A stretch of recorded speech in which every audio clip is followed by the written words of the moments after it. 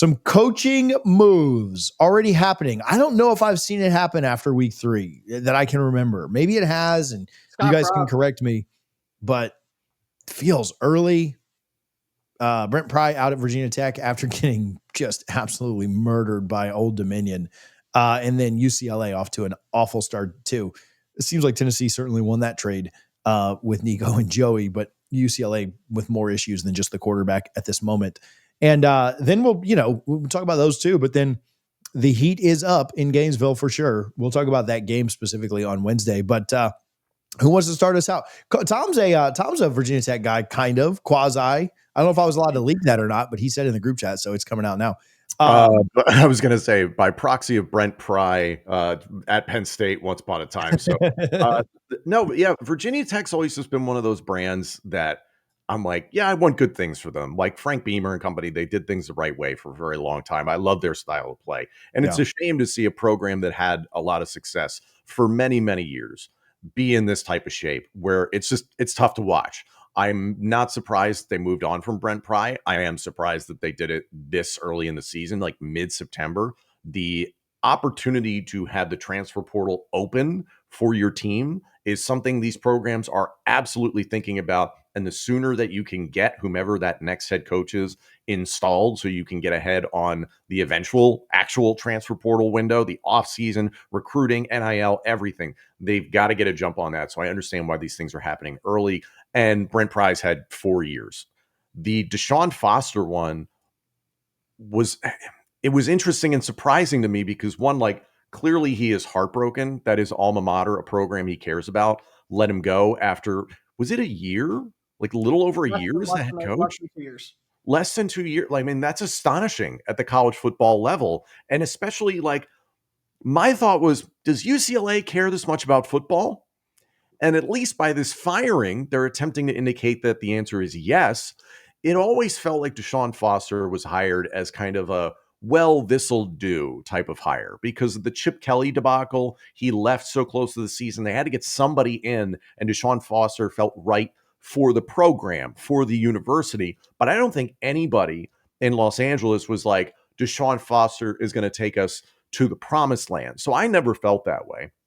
Clearly the spending on Nico and clearly this firing to me indicate a university that is like, we are going to prioritize football. And frankly, it's a university that athletically needs to take a step forward in a lot of departments. It's predominantly a school where you're like, oh, their Olympic sports are great. Everybody talks about basketball, of course, but the images of the Rose Bowl, the attendance was atrocious. And it was not even the attendance. It was just the support is completely lacking. There's nothing to really get behind with UCLA football. And then I've said many times over the last few weeks, and I have pinpointed a date. I think Billy Napier will be fired on October 5th. Like, I just don't think there's much longer for him. And especially the comparisons that I made to Anthony Richardson and DJ Lagway, like, tell me when I'm telling lies, guys. I'm sorry to be right all the time with this stuff, but damn. So I don't know. It's tough in Florida. Cole, what do you think? When do you think they get rid of Napier? But before we do that, I will give some love to Sleeper. We play the Sleeper More or Less game every single Wednesday. We'll do it again this week when the stats are out, when the picks are available. You can pair more or less of 2 or more players and win literally up to 1,000 times your money. Go to the Sleeper app, use our code CFA for 100% match up to $100. I was in there yesterday in an eliminator league. I've made it through 2 weeks of the NFL season. Not that impressive, but there have been weeks that I've lost week 1. So go check out the eliminator leagues. Go check out the pick'ems. Obviously, a lot of people have their fantasy football through the Sleeper app. Their score bug is great. They do a great job with just updating the scores of everything. I was watching Barcelona's score bug while I was watching Red Zone yesterday on the TV. So go check them out. Terms and conditions apply. Make sure you see their terms of use for details. I think it's after the second bye week. I think that it's not after this first one when it comes to the Texas game. I think it'll be a little bit later after that because again, still you want to keep the window open. So Tom's in charge of doing these things of explaining where these programs are. I'm in charge of telling you head coaching candidates because these are going to be 2 jobs that could be very prolific, and with the right person in charge, things could turn the corner. Let's start off with Virginia Tech. I got 3 names for you. Number 1, It's Bob Chesney at James Madison. The way that he has been able to take the Dukes in Kirk Cignetti's place. They're a favorite once again to win the Sun Belt this year. They feel like that they have an identity. He's been great at the Division II level when he was at Holy Cross. They had a 9-4 record last season. They had a massive win last year over North Carolina. He's somebody who I think can build a program with the right footing. He doesn't need a lot of outside noise. It's somebody who I think has an identity and is able to retain a bunch of talent and build a program in the right direction.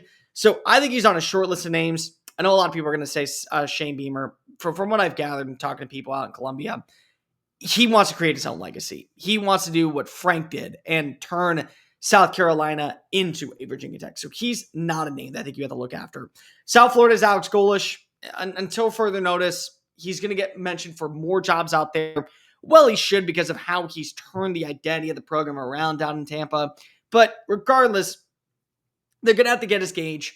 They're going to have to speak his interests. With more NIL properties, with the higher level of recruiting resources, his coaching demeanor and his offensive identity is going to allow you to turn this into a program of sustainability and could end up being really prominent. The third name, and one that I don't see a lot of people talking about, but I will continue to praise his graces as much as possible. Tyson Helton at Western Kentucky deserves so much respect for the ability to see coordinator and quarterback turnover and never miss a beat. I mean, he went from having Zach Kitley as his offense coordinator and Bailey Zappi as his quarterback to then bringing in Ben Arbuckle and Austin Reed. And then Arbuckle gets a job and he lands another OC who gets another opportunity elsewhere. And then this upcoming year, he lands the guy from Abilene Christian. He brings in Maverick McIver as his quarterback. And once again, they're a team that's going to be favored to win in the Conference USA. And he constantly has the Hilltoppers in the running for conference titles and 9+ wins and top 15 scoring offenses. It feels like the time has finally come for him to be able to get that Power 4 job. If they win the Conference USA this year, it feels like there's very little left for him to prove. I would love to see him at a major program. I think that Blacksburg would be great for him. UCLA, it's a little interesting because I don't think they have the resources right now. I don't think that they have the buy-in from the fan base right now. And I don't think that they're going to be spending a lot of money until we start to see the results on the field. So who are some names that you could probably target? First one, TJ, I hate doing this to you, but you may be out of a defense coordinator. Tony White, UCLA alum. He has ties to the program. He was the runner-up for the job, according to multiple reports, after Deshaun Foster. So you know what his culture is. You know what his balance is. You know what his identity is. You know what he wants as a coordinator. You know what he wants to build as a program's identity. If it was almost there when you almost hired him over Deshaun Foster, it's still going to be there. Dan Mullen at UNLV right now. I think that the big reason that we are doubting him is because of, well, he didn't want to recruit out of Florida. He didn't want to recruit to that standard. He didn't want to have to put so much of an emphasis on building relationships with high school players. He just wants to call plays. He just wants to be a head coach. College football has changed since he was at Florida. And the expectations are not as high when it comes to the recruiting aspect of things. I think that we can all agree here that Dan Mullen is probably going to go down as one of the most successful coaches at Mississippi State for what he was able to accomplish. The expectations at a place like UCLA on the recruiting aspect, 9-day difference. It's all about the play calling. And honestly, if there's anybody that could probably get the best version of Nico Iamaleava out, it would be Dan Mullen because of what he's done working with the quarterback position in the past with Dak Prescott and Kyle Trask. And even you could throw in an Anthony Richardson for that matter. So you could throw in multiple plays. So like that's where we are when it comes to his identity. I think that's something that is going to be very prevalent at that point. And the third name is Will Stein, offensive coordinator of Oregon. The way that he has been kind of been able to build an offensive personnel, reaching new heights. Once again, he understands. He comes from a good coaching background. He's been around the block at major institutions. He's learned underneath Dan Lanning. He's learned underneath Tom Herman. He's learned from some of the biggest names in the industry on what it takes to do a program right and what it doesn't take to do a program right. So I think that there's a lot of offensive personnel things that he wants to do, a lot of attachment, and they give him a contract to really build this year. There's so much to like about his progress to where I think he could come on in and build a sustainable culture. The wild card of them all, the coaches just won on Saturday. Jason Eck. Jason Eck is a phenomenal name who has been building a great resume out at Idaho and what he's doing currently at 3-0 down in New Mexico. He will be a name to watch for at the Power 4 level. Maybe not this year, but in the next 2 years, I think he'll be there. I kind of agree with you on so all of that included, go to the Florida thing for just a moment. I kind of agree with you that they won't do it until later, unless things get really, really bad. Like if Miami steamrolls them, and which is possible, we'll talk about on Wednesday. And then, I mean, Texas looks like one of the more winnable games on their schedule now. If Texas clicks and does the same thing at home, I suppose I could see it happening prior to that. But with the portal opening, that creates such an interesting dynamic. Well, yeah, for Florida especially. Virginia Tech, not their most talented roster. UCLA, obviously there's some talent deficiencies there. So I think at UCLA, you're less worried about the portal opening because, shoot, they're a 2-10 team this year. Best case scenario anyway, right? Like, who cares? Same thing for Virginia Tech. What, bowl eligible was maybe their goal to start the year. Like, what? Who cares that you?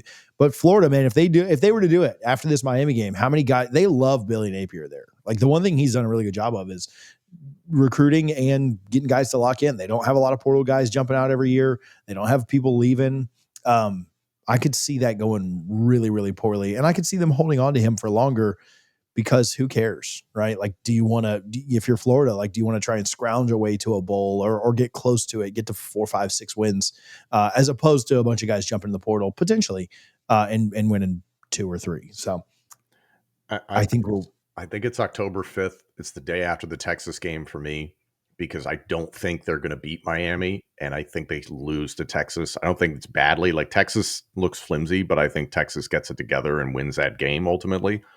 If you lose 4 out of 5 to start the season and the playoff is gone, what else are you playing for as a player? Like, seriously, other than pride. There'll be enough booster pressure to do it, I think, at that point. If they're 1-5, I just don't see the team quitting on Billy.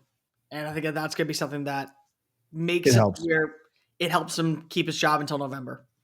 Another coaching name I want to throw out there. I doubt that UCLA would be able to drag him back, considering Lincoln Riley has made it clear he wants to keep him at USC. But Danton Lynn, somebody Penn State tried to grab last offseason to try and get him as their defensive coordinator. USC upped his compensation. Good for him. He's a very good defensive coordinator, was at UCLA before.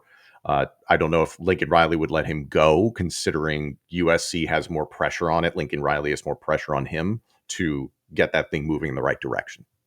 You mentioned Tony White too. There is some concern there. I will tell you this. My concern level is not incredibly high for 2 reasons. One, I thought Tony White came in here to do a really good job and leave in 2 years to be a head coach. I don't think he was looking for like a long-term coordinator. Like, I think it would suck if it went down to 1 year instead of 2. Arnett is on that staff, so that might be your kind of internal replacement immediately if you're Florida State, which, I'm not going to say is some kind of massive downgrade, but maybe a little bit of a down, but also still a really good coach that if he can kind of be in that model or that mode, that wouldn't be the worst thing. The other thing that helped, kind of maybe eases me a little bit that you might get Tony for both the years that you originally intended is Tony just watched another alum go in there, not be given the resources to win. Is that a concern of his going out to UCLA? Will UCLA take things seriously enough for him to want to, risk it all is what I'll say with his first head coaching